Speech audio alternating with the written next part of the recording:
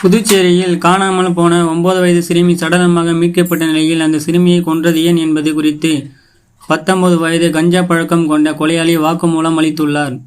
புதுச்சேரி முத்தையால்பேட்டை சோலை நகர் பாடசாலை வீதியைச் சேர்ந்த ஓட்டுநருக்கு 9 வயதில் ஒரு மகள் இருந்தார். அவர் அங்குள்ள பள்ளியில் 5ஆம் வகுப்பு படித்து வந்தார். கடந்த 2ஆம் தேதி, அதாவது சனிக்கிழமை, சிறுமி அவரது வீட்டின் அருகே விளையாடி கொண்டிருந்தார். இதையடுத்து அவரை காணவில்லை. பெற்றோரும் விளையாடிவிட்டு வீட்டுக்கு வரும் சிறுமி இன்னும் காணவில்லை என்பதால் அக்கம் பக்கம் தேடி பார்த்துள்ளனர். ஆனாலும் சிறுமி கிடைக்காததால் முத்தையால்பேட்டை காவல் நிலையத்தில் சிறுமியை காணவில்லை என புகார் அளித்தனர். இதனையடுத்து போலீசார் அப்பகுதியில் இருந்த சிசிடிவி காட்சிகளை ஆய்வு செய்தனர்.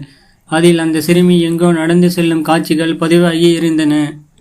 இதையடுத்து அந்த நாளும் சிறுமியை கண்டுபிடிக்கவில்லை என கூறி பெற்றோரும் உறவினர்களும் சாலை மறியல் போராட்டம் நடத்தினர். இதையடுத்து போலீசார் அவர்களை சமாதானப்படுத்தி அனுப்பி வைத்தனர்.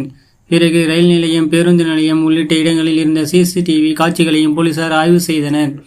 ஆனாலும் சிறுமி குறித்து எந்த துப்பும் துவங்கவில்லை. நேற்றைய தினம் கூட 4 நாட்களாகவும் சிறுமியை கண்டுபிடிக்கவில்லை என கூறி போலீசாரிடம் வாக்குவாதம் செய்தனர். இந்த நிலையில் சிறுமியின் வீட்டிற்கு 100 மீட்டர் தொலைவில் ஒரு வாய்க்காலில் சாக்கு மூட்டை ஒன்று கிடப்பதாக தகவல் கிடைத்தது. இந்த தகவலின் அடிப்படையில் போலீசார் அந்த சாக்கு மூட்டையை பிரித்தபோது அதில் சிறுமி கை கால்கள் கட்டப்பட்ட நிலையில் சடலமாக கிடந்தார்.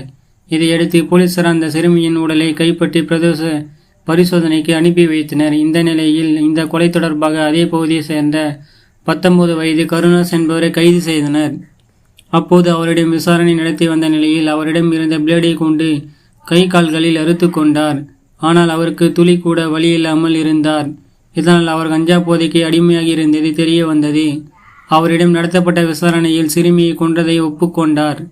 விளையாடி கொண்டிருந்த சிறுமியை மொட்டை மாடிக்கு அழைத்துச் சென்றாராம்.